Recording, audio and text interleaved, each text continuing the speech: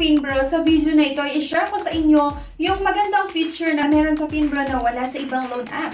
So, ipapakita ko rin kung paano mag-apply nga dito without choosing the Borrower's Advantage package para makuha mo ang mas mababang fees. So, alam nyo ba, I tried to apply for a loan sa Finbro pero unfortunately mga ka-interview, na-decline yung loan application ko. Pero syempre kahit ganon, baka yung loan application mo might still get approved. Basta syempre may requirements ka. Kaya huwag mawalan ng hope mga ka-interview ha. May feature kasi sa Finbro na wala sa ibang loan apps. Kaya yun nga yung pag-uusapan natin at feeling ko makakatulong ito sa atin. So bakit nga ba Finbro? Bukod kasi sa mabilis ang loan process, may dalawang option. So ito lang yung nakita ko na nagbibigay ng option ha. Ang una yung Borrower's Advantage Package. Ang pangalawa nga ay yung regular loan option. So mas mababa ang fees kapag ito yung pipiliin nyo mga ka-interview pero kailangan nyo ng requirements. Ito yung sample natin mga ka-interview ha. So bali kasi si client ay nag-apply ng August. So kung mapapansin nyo, ang next payment niya ay September 1, 2025. Yung loan amount ay 5,000 pesos. Tapos, loan tenure na nakalagay ay 12 months. Pero kasi mga ka-interview ha, kapag first time nyo namutang nga dito sa Finbro, bali ang ino-offer lang nila na payment terms ay isang buwan. 7 days hanggang 30 days. Pero mas maganda, piliin natin yung 30 days, di ba? Lalong-lalo kung wala naman tayong inaasahan na pagkakaperahan, di ba? Within 7 days or within 14 days. So, go kayo sa 1 month or 30 days. So, yun yung isa sa nagustuhan ko din dito sa Finbro ha. Kasi kahit first time mo nang umutang dito, nag-o-offer sila ng isang buwan na payment terms. So, kung mapapansin nyo dito, may nakalagay na interest na 300 pesos at processing fee na 450 pesos. Then, sa baba niya, may nakalagay na Borrower's Advantage Package. So, ito, 2,082 pesos, di ba? So, itong 2,082 pesos mga ka-interview, sobrang malaki na ito kapag pinili nyo itong Borrower's Advantage Package. So, kung hindi nyo naman pipiliin ito, ay mawawala siya. So, bali, ang meron lang, ang babayaran nyo lang, ay yung interest nga na 300 at yung processing fee na 450 plus yung principal syempre. Ayan, parang nasa 5,000 mahigit, 5,750 lang yung babayaran nyo kapag hindi nyo nga chinek itong Borrower's Advantage Package. Kaya lang kasi kapag hindi nyo nga i-check itong Borrower's Advantage Package, kailangan nyo lang makapag-upload ng Certificate of Employment with Compensation Breakdown and Acknowledgement of Continuous Employment for the next 12 months addressed to Sophie Lending and signed by HR personnel.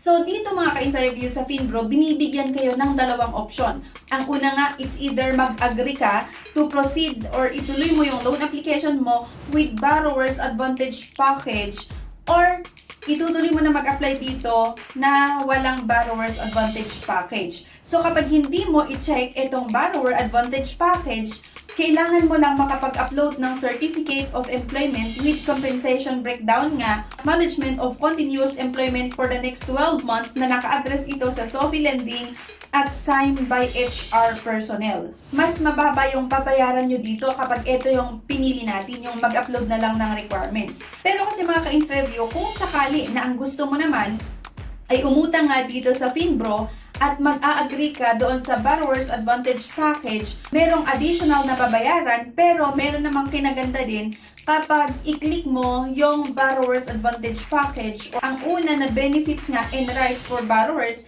yung debt protection. So, pwedeng cancellation of debt if the borrowers dies or suffer permanently disability. So, pwedeng ma-cancel na yung utang ni borrower.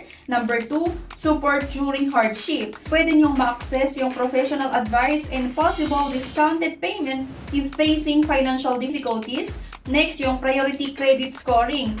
Faster processing of loan application. Mas mabilis mai-process yung loan application nyo kapag na-check nyo nga yung Borrower's Advantage Package. Ito pa yung isang benefits. So, relief in disasters. Discounted repayment plans if affected by natural disasters like earthquakes nga or yung flood. Nag-offer sila ng grace period. Hindi sila magbibigay ng penalty kahit malate ka ng 15 days after due date. Yun yung isa sa nakita ko dito sa Finbro na wala sa ibang mga loan apps. Kasi, ayun nga, kapag nag-post due yung loan application mo, once na pinili mo yung Borrower's Advantage Package, though meron kang babayaran na medyo mas malaki, kaya lang, magbibigay naman sila ng grace period din. Maliban sa ibang mga nabanggit ko kanina na benefits, ay kasama itong grace period. So, kapag due date mo, hindi ka makakapagbayad or nag-past due ka ng 15 days, wala itong penalty. So, next, nag-offer nga ito ng flexible repayment option na 7 days, 14 days, or 30 day na minimum payments. Pero syempre, kapag reloaner ka dito or lagi kang umuutang sa kanila, mas mahaba yung terms na ino-offer nila. Next, additional loan access. So, ability to borrow more depending on the risk profile. Next, promotions. Automatic entry into raffle promos and then other lender-provided perks subject to change at the lender's discretion. Ito yung in-offer ni Finbro na wala sa ibang loan apps. Pero syempre, nasa sa inyo pa rin mga ka-Insta-Review ha kung uutang kayo dito sa Finbro or hindi.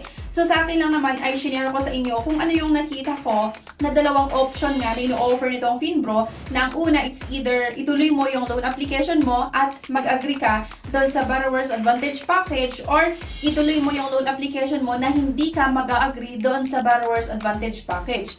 Pero kapag nga ituloy mo yung loan application mo dito sa Finbro na hindi ka nag-agree doon sa Borrower's Advantage Package, bali ang kinaganda naman nito ay mas mababa yung fees na ipapatong nila doon sa principal na utang mo. Kaso nga lang, medyo mas matagal yung pag-process nila ng loan application mo at usually or minsan inaabot hanggang 10 days at kailangan mong mag-upload nga ng additional requirements like nga yung COE, diba? At kung sakali na maghanap pa sila ng additional requirements, then kailangan yung i-provide. So, yun lang mga ka-Insta Review para mas may idea pa kayo kung paano magpautang nga itong Finbro. So, kung sakali na gusto nyo nga i-explore yung loan app na ito or pautangan na ito online, so ilagay ko na lang din yung link sa comment section. So, pwede nyo i-click yung link na yan para ma-i-explore nyo nga itong Finbro. At kung sa tingin nyo, okay naman ito na pwede nyo mautangan, then go. So, sabi ko nga, itong Finbro ay nagbibigay ng option. It's either mag-go kayo doon sa Borrower's Advantage Package na may additional fees na kailangan yung bayaran, pero may mga benefits naman kapag nag-go kayo na sa Borrower's Advantage Package. Or kung ayaw nyo naman nun at gusto nyo ng mas mababang fees, di ba? Mas mababa yung charges or fee, ay mag-go kayo or ituloy nyo yung loan application nyo sa Finbro na hindi nyo na lang din na kiniklik or chinecheck yung Borrower's Advantage Package. Kaso lang nga, yung option number 2 is that kailangan yung makapag-submit ng additional requirements na yun nga yung COE na may compensation breakdown at dapat na may signed yung HR nyo. Kaya ito yung hindi napapansin ng mga ibang borrowers na nagtatry na umutang dito sa Finbro. Kaya nga, kung na-decline ka sa una, ay syempre, huwag kang mawalan ng pag-asa kagaya ko, pwede mong ulitin once maayos ang requirements mo mga ka-Insta Review. So, my personal takeaway or personally mga ka-Insta Review, kahit na-decline yung loan application ko dito sa una, syempre, I learned na importante pa rin talaga na kompleto at tama yung mga ilalagay natin na infos. Ayun nga, sa inyo pa rin talaga yung desisyon kung itutuloy nyo na umutang nga dito sa Finbro.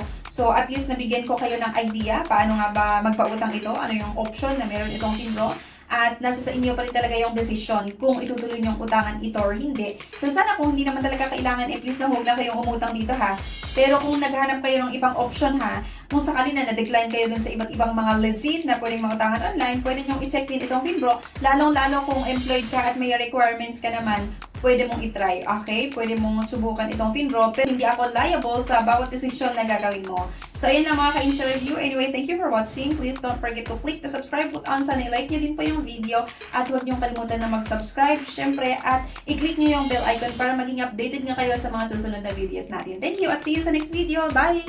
Ngayon, dahil tag-ulan na at uso ang brownout, minsan inaabot ng 1 to 3 days, kailangan mo ng Orasure OL100 Pro power bank na may 100,000 mAh. Super laki ng capacity kaya kahit ilan ang i-charge mo dito, kayang-kaya at mabilis din ito mag-charge ha ng mga gadgets, mga rechargeable na electric fan, at maging mga flashlight. So perfect na perfect nga ito ngayong tag-ulan na laging nagba-burn out. Ito ay kaya niya 1 to 3 days, kayang-kaya, pwede pang mas mahigit sa 3 araw. Depende syempre sa mga i-charge natin. So marami siyang port na pwedeng pag-charge-an. Perfect na perfect ito ngayong tag-ulan. Sunod-sunod na naman yung mga bagyo, kaya kailangan nyo ito mga miba.